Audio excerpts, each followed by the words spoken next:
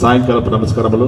ఈరోజు శ్రీ శ్రీ పార్వతీ పరమేశ్వర నాటక కృపాభిషేక సందర్భంగా సంపూర్ణ రామాయణం అనే ఒక పౌరాణిక నాటకాన్ని చాలా బాగా ఇక్కడ ప్రదర్శిస్తున్నారు. దానికి కథ, స్క్రీన్ ప్లే, దర్శకత్వము ఇచ్చినటువంటి మన గురువులైనటువంటి అయినటువంటి అన్న శ్రీనివాసాచార్యులు గారికి, మరి వారితోటి విచ్చేసినటువంటి తబలా మాస్టర్ సోలెక్స్ గారికి, మరియు ఈ కార్యక్రమంలో మాతోటి ఇక్కడ విచ్చేసినటువంటి హరీష్ రెడ్డి గారికి, అదే మాదిరిగా ప్రెసిడెంట్ మునియప్ప గారికి, మన మున్రాజు గారికి, మునియప్పన్ గారికి, అదే మాదిరిగా మా కార్పొరేటర్ రాజీ గారికి, మరి ఈ కార్యక్రమంలో పాల్గొన్నటువంటి ప్రవీణ్ గారికి, మరియు మా కార్పొరేటర్ రెహమాన్ గారికి, మరి ఈ కార్యక్రమంలో ఉన్నటువంటి ఈ ఊరి యువకులైనటువంటి మన హరీష్ రెడ్డి గారికి, వేణుగోపాల్ గారికి,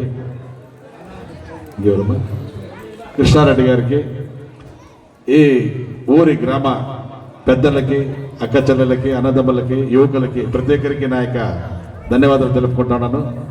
ఇలాంటి పౌరాణిక నాటకాన్ని ఇంతమంది ఇంత శ్రద్ధ భక్తులతో ఈరోజు చూస్తూ ఉన్నారంటే చాలా సంతోషంగా ఉంది. ఎందుకంటే లాస్ట్ ఇయర్ కూడా నేను వచ్చండి ఈ ఊర్లో ఈ శ్రీరామనవమి సందర్భంగా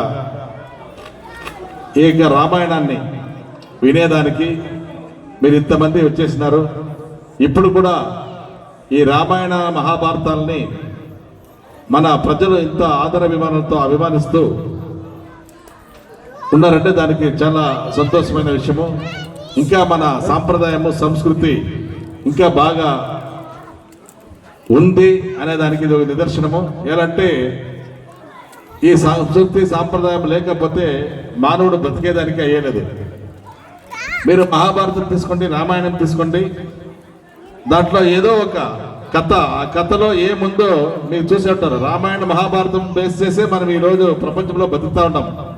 మంచి చెడు దాంట్లోనే దానికి తెలిసిపోతుంది మనకి. రాముడు ఒక మంచి నీతివంతుడైనటువంటి పరిపాలన చేసేటువంటి ఒక రాజు.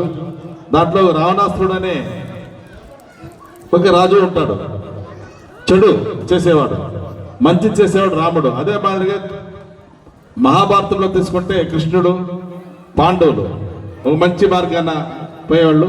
అదే మాదిరిగా కౌరవులు. ఇట్లా మనకి పోల్చి చూపించి ఈరోజు మన ప్రజలకి దాన్ని ప్రదర్శిస్తూ మనల్ని ఎట్లా నడుచుకోవాలి, ఏది మంచిది ఏది చెడ్డది అనే దాన్ని చూపించేది ఇలాంటి పౌరాణిక నాటకాలు. అలాంటి పౌరాణిక నాటకాలని ఈరోజు నేర్చి ఇక్కడ మీకు ప్రదర్శిస్తున్నటువంటి ప్రతి ఒక్క కళాకారునికి నా యొక్క ధన్యవాదాలు తెలుపుకుంటూ, ఇంకా ముఖ్యంగా మన గురువు గారులకి ఏంటంటే వాళ్ళకి ఆ కథను నేర్పించి వాళ్ళ చేత ఆడిపించి వాళ్ళని కథానాయకులుగా గుర్తించి వాళ్ళని పోషించి ఈరోజు ఇక్కడ ఆడిపిస్తారంటే దానికి ముఖ్య కారకులు గురువులు. ఆ గురువులకి నా యొక్క మరోసారి నా యొక్క హృదయపూర్వక అభినందనలు తెలుపుకుంటూ, ఇలాంటి నాటకాలని ఆడాలి, మన ప్రజలు దీన్ని గౌరవించాలి, మన భక్తి శ్రద్ధలతో దీన్ని ఆస్వాదించి ఒక మంచి మార్గంలో మన ప్రజలంతా నడుచుకోవాలని తెలియజేసుకుంటూ, ఎప్పుడు శ్రీరామనవమి సందర్భంగా శ్రీరాముడు మీకు అండదండలుగా మీకు కుటుంబానికి, మీకు గ్రామానికి, మన దేశానికి ఈరోజు మీరు చూసే ఉంటారు. దేశంలో ఎన్నో రోజులుగా చేయలేని ఒక పని ఈరోజు మన హిందూ ప్రధానమంత్రిగా ఉన్నటువంటి ఆర్ఎస్ఎస్ మన నరేంద్ర మోడీ గారు ఈరోజు అయోధ్యలో రామాలయాన్ని నిర్మించినట్టు మీకు బాగా తెలుసు. ఆ రామాలయాన్ని ఈరోజు ప్రపంచంలోనే అతి పెద్ద దేవాలయం గాను, అతి ప్రఖ్యాతిగాంచింది గాను, మన ఇండియాలోనే మనకు ఒక గర్వకారణంగా ఉండేటువంటి ఒక రామాలయము అయోధ్యలో ఉంది. దాన్ని మీరు చాలా మంది ఇక్కడికి పోతారు, చూస్తారు. కానీ అలాంటి ఒక రామాయణాన్ని ఈరోజు ఏక గ్రామాల్లో మీరు నిర్వర్తిస్తూ ప్రదర్శిస్తున్నారంటే దానికి నా యొక్క ధన్యవాదాలు తెలుపుకుంటూ ఈ కార్యక్రమాన్ని ముందువరచాల్సిందిగా మిమ్మల్ని అందరినీ కోరుకుంటున్నా చిన్న ఉపన్యాసం ముగించుకుంటున్నాను.